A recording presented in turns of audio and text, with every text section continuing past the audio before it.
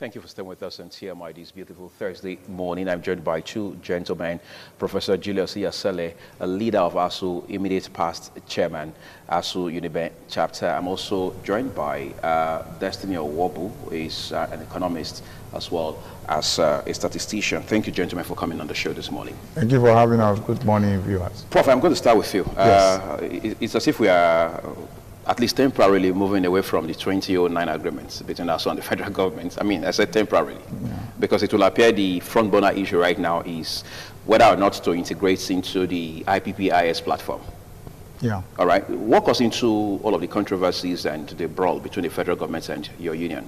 Just like you have captured it succinctly, is that we are moving away from the 2009 agreement. Okay. The issue here is that we have always said and then worried about our government, policy somersault.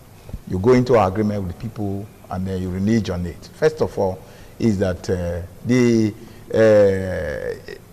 current brawl between ASUU or university staff and government on the way their wages will be paid, which is called IPPIS, trying to enroll all university staff into a central payment pool, just like you have in the civil service, is what ASUU is saying may not work this time because the universities are peculiar. They are not just like the generic civil service. All right.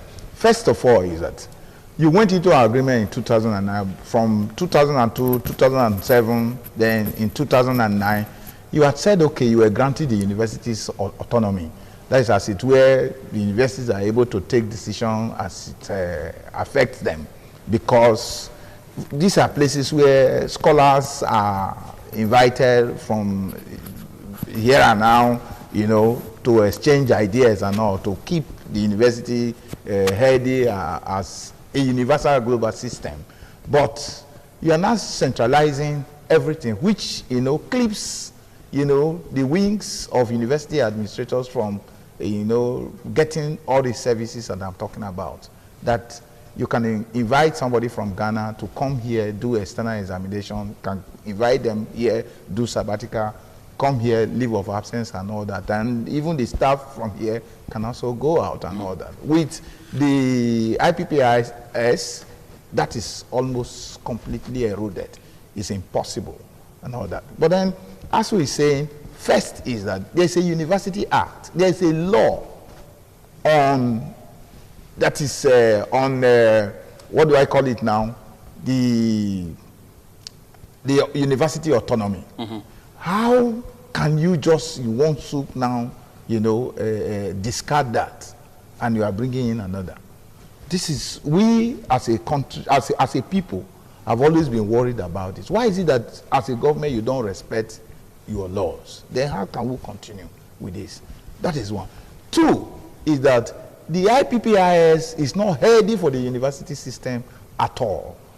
Peculiarity, like I have mentioned, I should be able to go on sabbatical to another university to exchange ideas, information and all that, return back here and use it to the advantage of this university.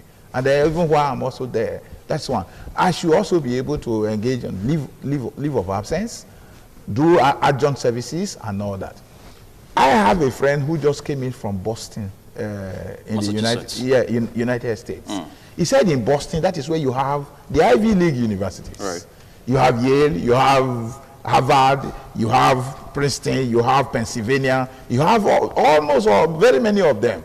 And so, though himself and the children, they didn't have opportunity because they need to be working and going to school, they didn't have an opportunity to read in one of these Ivy League universities. But some of the private universities that they attended, they had the opportunity to be under, you know, a classroom or a class taught by these Nobel laureates, these lecturers from all these Ivy League university and all that.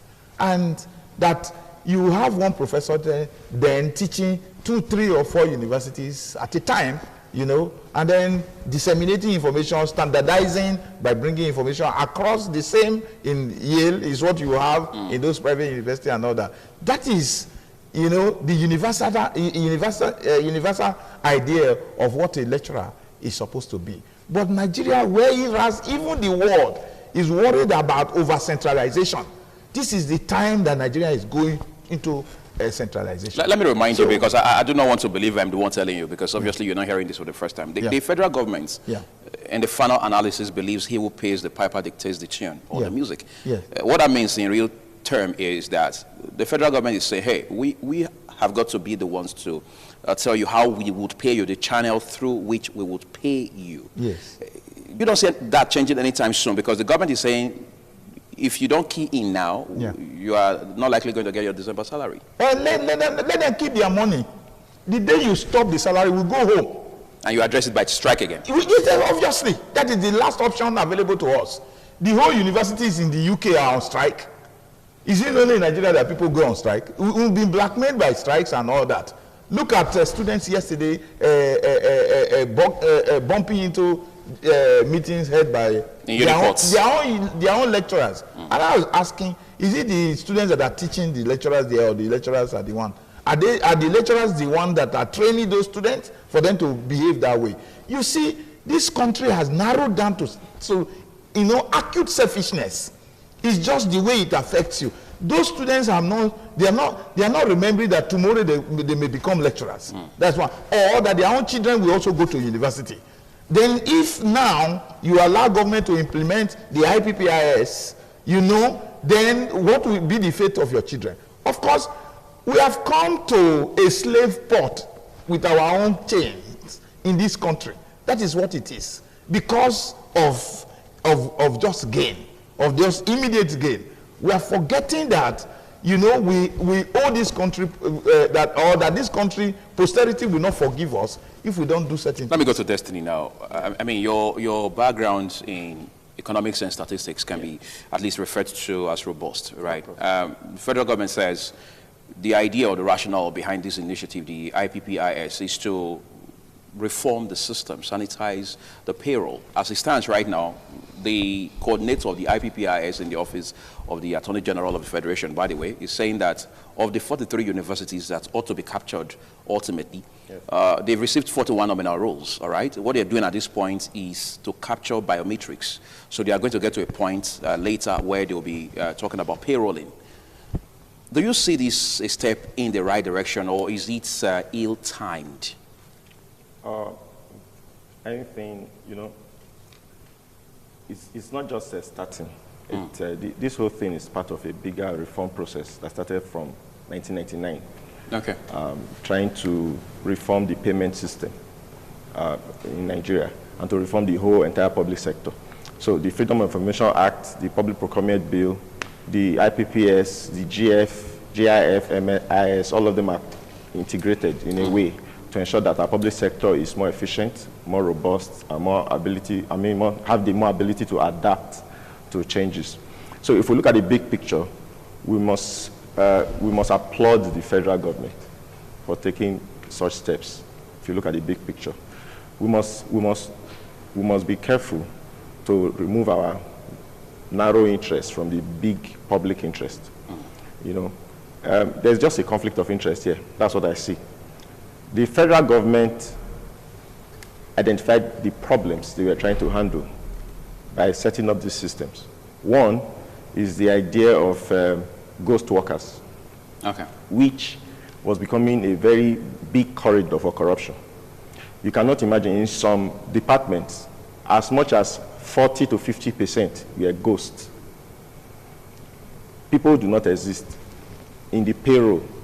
They get salaries every other month. They get salaries. There were some top public officials who received salaries from multiple departments, running into millions of naira.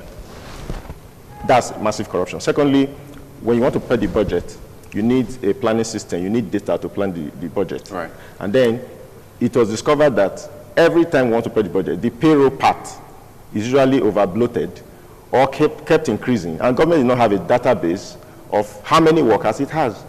Imagine a government. What is a government if it does not have information or data to plan, to know exactly what it's doing? How does government policy now work without this data system?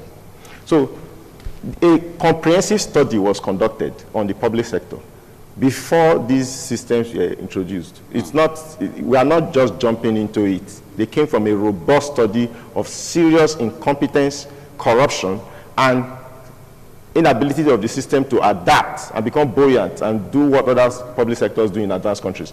The Nigerian public sector is comatose compared to what you find out in other countries. You know, doesn't have the information system, the capabilities to perform on a very sound scale. And secondly, the payment system was very weak. You know, a lot of leakages in the system. And then you're talking about a country that wants to develop. We want a lot of money to develop this country. And then 80% of the money goes through payroll, and that 80%, we are not sure whether the 80% goes through the payroll system as if they are paying for the job, but about 20 of that 80% may be leakages, pure leakages, which cannot be accounted for. So government came up with this system. I think from an economic perspective, we have already started recording some efficiencies, which can be measured. You know, let's give the data. The government has saved over 300 billion since it started from this IPPIS. They've weeded hundreds of ghost workers. The objectives of the IPPIS is working. But then there have also been some contentious issues. For instance, you know, so we must not ignore that. There have been some pockets of Let's talk about the argument. I mean, one of the many layers of argument that ASUU as a union is advancing, right? Yes. That's the fact that they are not a part of the core civil service. Yes. And as such, they should not be treated using the same measure. In other words, they should enjoy some autonomy. Prof here a while ago just made mention of the act establishing universities across this country. Yes. Does it look like government is taking all of these factors into cognizance? The way it seems now, the ASUU, they are making a valid point.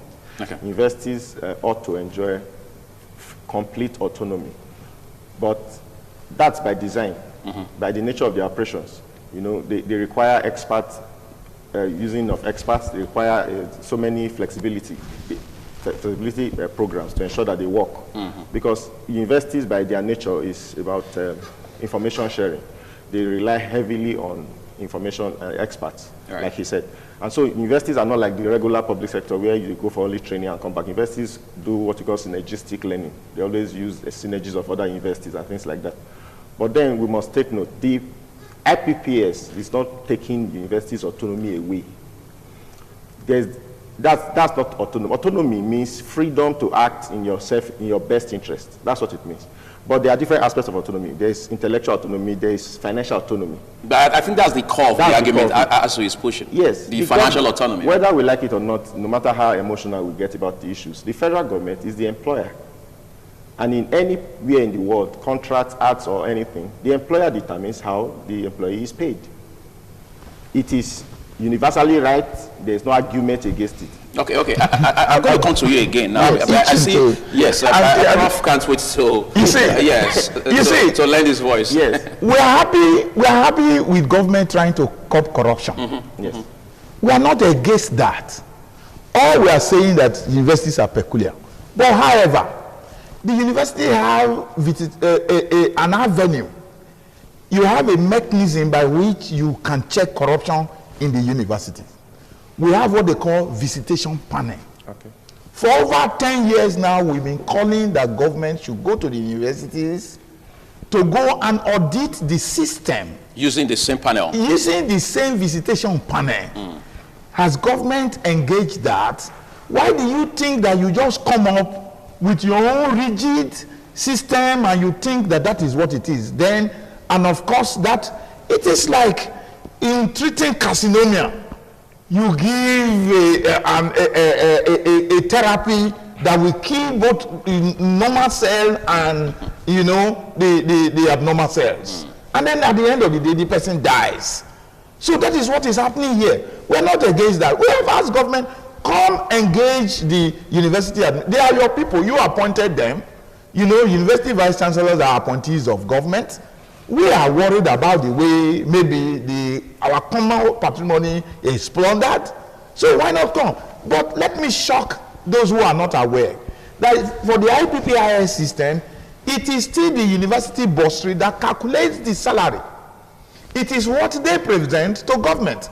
You are aware that earlier these people have said that by the time universities enroll into TSA, then it will be Uhuru.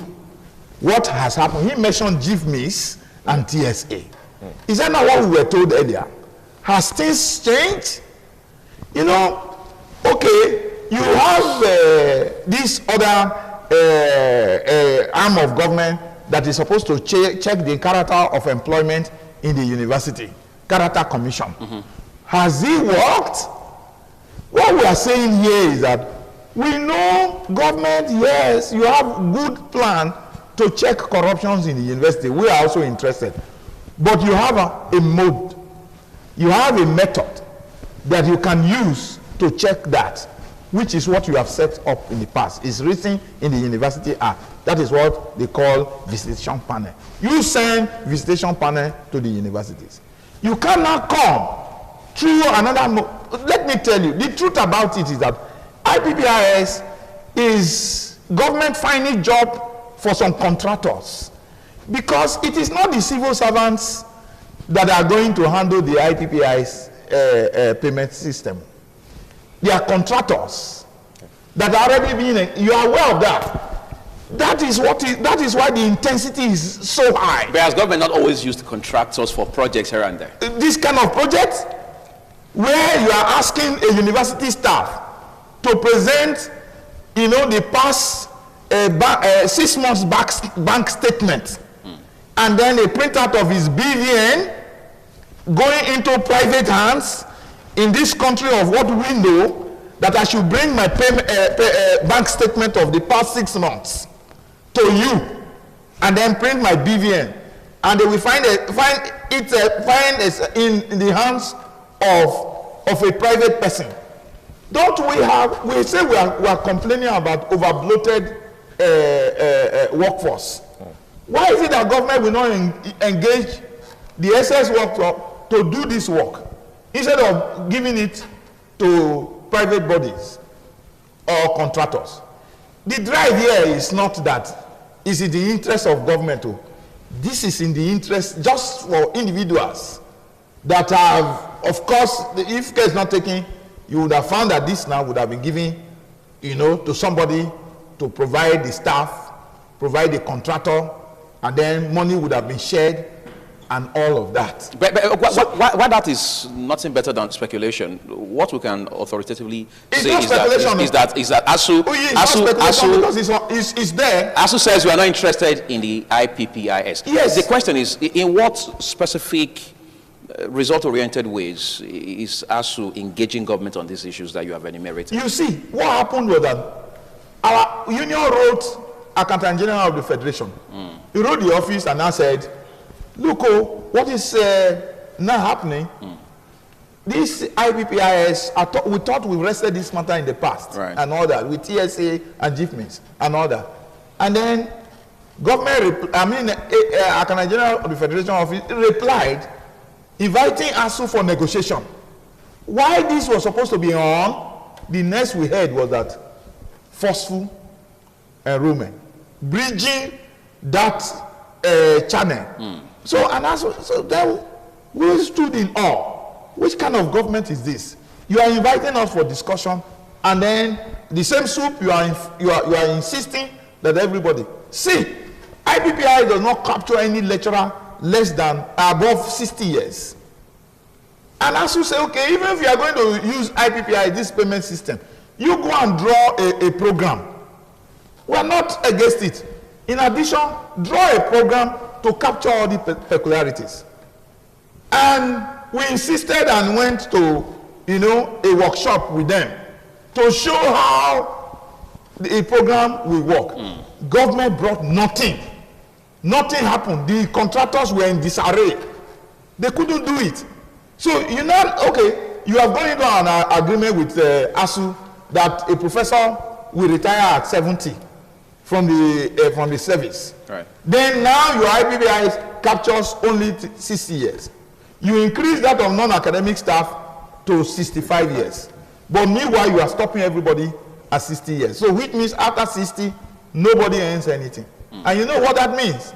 And then another big problem is that if anything went wrong in an attempt to pay you your salary, you have to go between here and Abuja continuously. That is one. For 1 year, you may find it difficult to restore that. Another thing we're also seeing here is that what government is afraid of will eventually kill government, because you will find that you have more persons as ghost workers in the payment. They are just looking for job for those who are in Abuja. You will not find more ghost workers. Because when this character commission came here, and then they were worried about the kind of employment in our system here, at the end of the day, they went back and brought close to 300 persons into our own system. You understand? It's okay, we give you this, we forget. You understand what we are saying here? So why not leave? We have told them IMF and World Bank policies, some of them is to demarket Nigerian universities or African universities. But our people are not hearing. They don't seem to understand. But we have said, you go and provide a program that will capture. If I go out of here on sabbatical, then I have right to return back to University of Benin. Then you capture me in less than that I retire at 70, and then that I can, the university can employ a lecturer from outside and all that, and to, of course, make the system more workable than it is. With all that, then we key into IPPIS. That is what ASUU had told government. Okay, we're going to talk more about all of this in a bit, especially the aspects that has to do with overblotted workforce within our universities. But let me talk to Destiny about some technical aspects of this conversation, right? Yeah. The IPPIS apparently is, essentially IT-driven, largely IT-driven. Yes. Analysts within the IT sector have also been concerned about the integrity of the platform itself. Of course. Before now, you will recall we had heard 1 or 2 cases of compromise of the system, yes. right? So that gives concern as well. And then we have our peculiarities where you have innovations like this, as laudable as they may be. How much of thought have you given to that lately? Yes, you see, corruption has a systemic component and a human component. And then we cannot, most of the human component will continue to fight as we go on. But the systemic component can be curbed with technology. Okay. Okay, so it is not a blue pill to solve all our public sector problems. We must admit that. It's not a blue pill. But it is certainly a very smart way to solve the problem. You see, it's like what the retroviral drug does. It doesn't take away the virus, but at least it tames it. It tames it. And its usefulness is well known. And that's why it's still working. Now, the IPPIS system, IS system, is designed to capture information, to have a database of all public servants, civil servants, public servants generally in this country, so that the government can plan. There's a big picture to it. It's not just about the payment and corruption and things like that. Corruption is part of it. But what about the planning aspect? How do you work with a public service? You do not even know the number, for instance. Secondly, how do you handle situations of retirement? There are some people who are retired, the records, some people are dead, and they still collect payment. So those monies go into certain people's pockets? Into people's pockets. So with this system, a lot of people will be captured. And if a lot of people are captured, then we can walk through the other problems. For example, like I said, we must admit that in the university system, their cases are peculiar by the nature of their agreements with the government, and secondly, by the nature of the services they render. And so what we need to be discussing now is not fighting the system itself, but seeing how we can dialogue and integrate their concerns into the system. Fighting the system is like fighting change, okay? When the banks rolled out the ATM systems, most people were not used to it. But now it's becoming ubiquitous. Even the BVN, for example. Even the BVNs. People always, the old guard always have a way of fighting progressive changes. And looking at it from my perspective, I'm a younger person. I know it's a brilliant system. Very brilliant. I have the figures of how much has been saved and a lot of corruption it has weeded out. It has not solved all the corruption problems. But for you to say close to thousands of ghost workers, thousands. I knew a guy in my neighborhood who was receiving payment without working in any federal government ministry just because he had an uncle who fixed his name somewhere. So people just get salaries, 80, 100,000 naira a month. They have no connections with the office. They do nothing. But under this system, you are only paid because you are registered in the system neatly. So, yes, what I think the problem is perhaps the lecturers and the federal government, they've not been able to come together and work out their own personal peculiarities. It can be integrated into the system. It doesn't cost anything to integrate those concerns into the system. Right. For example, if you're a lecturer and the thing is everybody is 60 years, you put 65 years. All we need to do is to update the information. Just impute fresh data. Just impute fresh data. It's a system. A computer system is very smart. And then you impute those things inside. But there has to be some basic agreement between first. But what I sense here is some hostility towards the system itself by the lecturers. And that hostility appears to have a historical background, sorry. Yes. There's this hostility, there's this distrust of the system, ab initio, by the lecturers. The arguments are purely emotional most of the time. They listed what they talked about. But how are the lecturers very different from the health sector, for instance, and the army and the others who have entered the system? They also have training programs, they also have their own peculiarities, but they entered willingly without making arguments. Can I? No, you're going to have your days. Yes. So what makes them so different from, are they not public servants? They are. Whether you can't take it away from it. They are public servants, and then they get most of this they are paid from the federal government. What we are trying to solve is we want an efficient payment system that cannot be fought against. What the lecturers should be arguing is that their concerns, I believe he will agree with me, should be well factored into this model to ensure that they are not shortchanged. And more importantly, the whole system of education is not shortchanged in the process. Okay? Education is a broad aspect in this country. We have primary education, we have secondary education. University education is just one type of education. Component, yeah. So we must not be arguing education. As we're fighting for education, the argument is narrow. University education is not the definition of education industry or education sector. It is not. And the tendency to blame IMF and international bodies for saying we are carrying them. No. The word Prof used was that they are demarketing our institutions. On what basis was that statement made?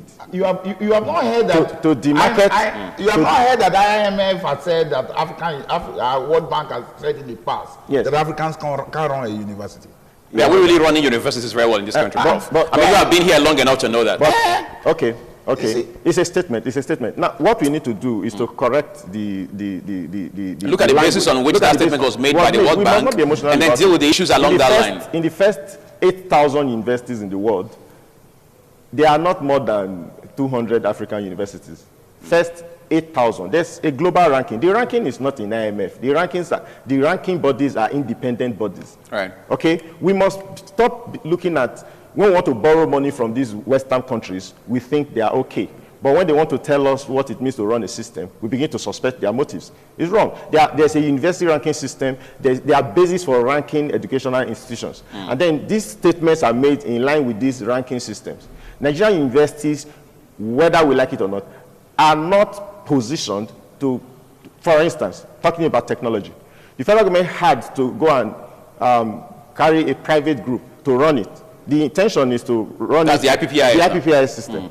To run it to give time to transfer the knowledge to the public sector. The public sector itself does not have the competence. It's highly IT driven. Does not have the competence and capacity to run the IPPIS system on its own, the way it is currently functioning. But this is yeah, it doesn't. We must admit it. Wait. It doesn't. If it is fighting it already. Wait. Let me allow you to react. Those people who are there were taught in Nigerian universities. Yes. I'm coming. Those people who the contractors read from Nigerian university. I don't know whether you have heard of Nigerian graduates. Their exploits outside this space. Yes. Have you heard anyone return back not acquiring certificates they went for? No.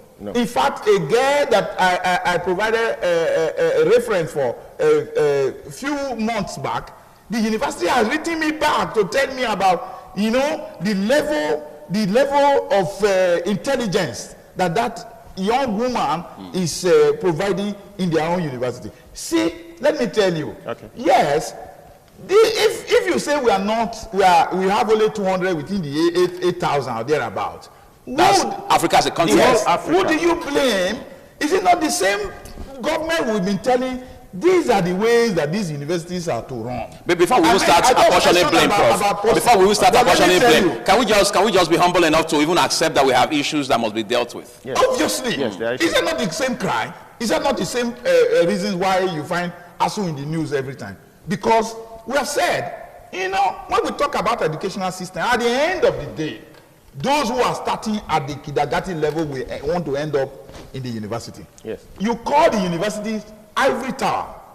So the society and the generality of the public take clue from the university. And that is why they are called ivory tower. Of course. You look up to them. You look up to them. The light shines from there. And so you think that the head should be allowed to go rotting so that the entire system is destroyed. We know if this country is to run well, the government is supposed to make the universities very, very appropriate, very standard. Because research is to make light shine 24 hours of a day in this country supposed to come from the universities. Of course. Anything is supposed to come from the university. Supposed to? Yes. All through, yes. Me, that is sitting here, you know me. All through yesterday night. Why? I've been working on a product, on a chemical, for instance. Using our local raw material, trying to provide value to our marketers, I mean to our farmers and all that. There is no other group that will do this other than researchers from the university. Of course. All we have said is, government, come encourage the university. Understand that this is the way. The same persons who are telling us that African universities or Nigerians cannot run university, they have a model, they have a way, and they are saying that the government, you have not heard General Super Eagles coach. You didn't hear his complaint, his cry, that he's tired of begging for his salary every month. Oh, who do us this thing? Which kind of country is this? You have to say that in pidgin. Yes. But Prof, let me allow you to be a judge in your own cause for 1 minute before we're done with this discussion. Okay. Do you agree that workforce within our universities is over bloated? Do you agree we have ghost workers, to put it more precisely? You know, well, I'm not in the human resource department. Okay, so you can't speak for that. But what I'm saying, it is possible. It is possible. But you have an avenue to check this. The avenue, the best, is the visitation panel. The one you are talking about, the IPPIS. I'm saying that those to furnish government, to furnish Academic General's office with information about labor force in, for instance, University of Benin, is our bursary. It depends on their dexterity of being able to furnish them with even non-existent workers with correct information. Okay. If the person is abroad and you put the name and is able to provide a bank statement for the past 6 months that has been any salary from Uniben, and then has BVN and all that, then how do you check that it's a ghost worker? Other than you, visitation panel, come in physically to assess, bring this your payroll system. I want to see. And then let me see the staff that are in chemistry department, for instance. Okay. And then you verify. Which is better than the bursary in University of Benin providing information for the Academic General office that these are the people we have. Calculate their salary every month. Sounds like garbage in, garbage out already. Government is not sincere with IPPIS. Okay, Prof, I think incidentally, this is where we're going to leave this discussion because time will fail us to push it further. I want to talk about the 2020 budget in a bit, so we'll let Professor Julius Iyasele off so he can go face his other businesses for the day, and then, of course, continue with his research on this chemical project as well. That's just on the lighter note. But basically, we understand that the federal government is saying about this IPPIS platform that some individuals from universities are already coming through to register for the exercise by way of collecting or providing their biometric information. But in the days and weeks and months ahead, we want to see where this is heading. But ultimately, what we are all looking forward to is a Nigerian university system that works, that functions, that we can be proud of. I mean, I'm very sure some Nigerians are tired of the Ivy League schools. They want to have their own kind of Ivy League back at home. And that's possible if we get our act together and do the needful. Thank you so much, Professor Julius Iyasele, also leader, for coming. We appreciate this as always. And Destiny Warble is still with us to talk about the 2020 budget. Do stay with us.